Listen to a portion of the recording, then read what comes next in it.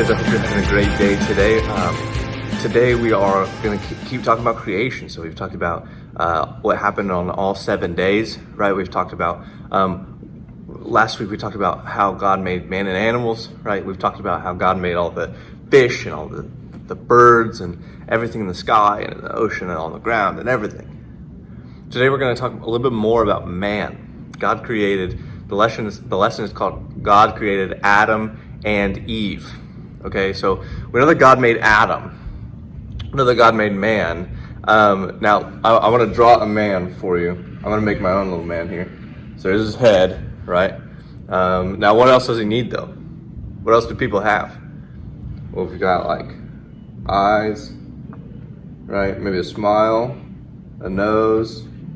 Good. Now, what about a body, right? Maybe legs, right? Maybe arms.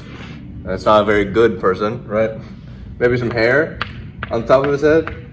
That's not a good person, I understand. I'm drawing with Chuck. But today we're learning about how God made man, right? I just made my little tiny, not so great man, but God made man and he made him perfect. He made him awesome because God doesn't do things like this. God does awesome things. In Genesis 2:7, right, that's what I'm going to read. Genesis 2:7, we learn about this.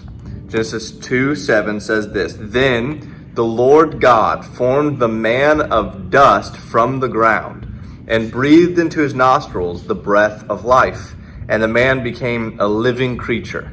Okay, so this is what's happened. We're just going to read what happens.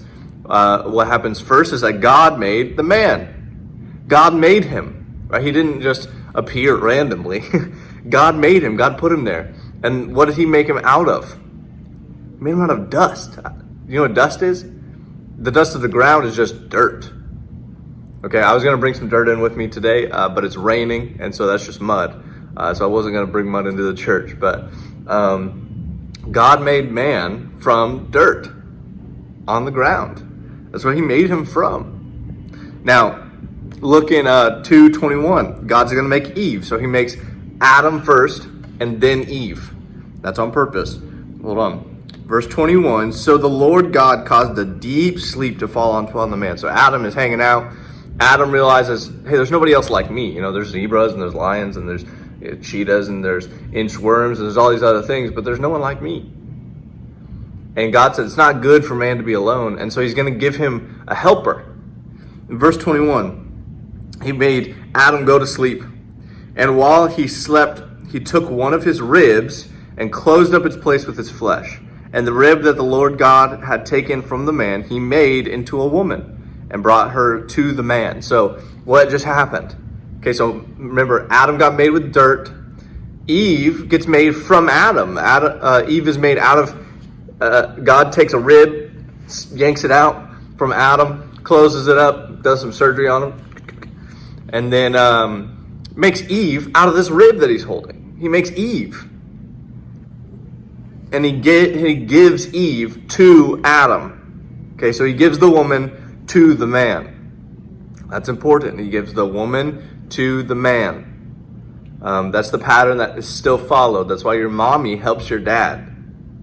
Right? She is his helper. That's a good thing. It's not good for men to be alone. We can't do it on our own. We need help.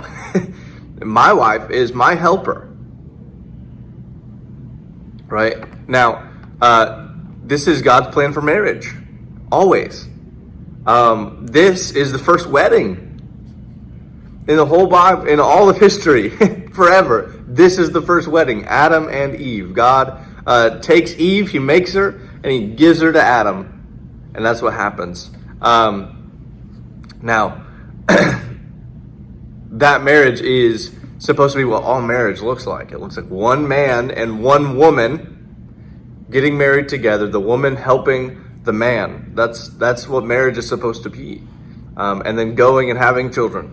That's what they're commanded to do next. All right. Now, last thing, I want you to notice, we are not animals. Okay, we are not made like the animals. The animals, God just speaks and they show up.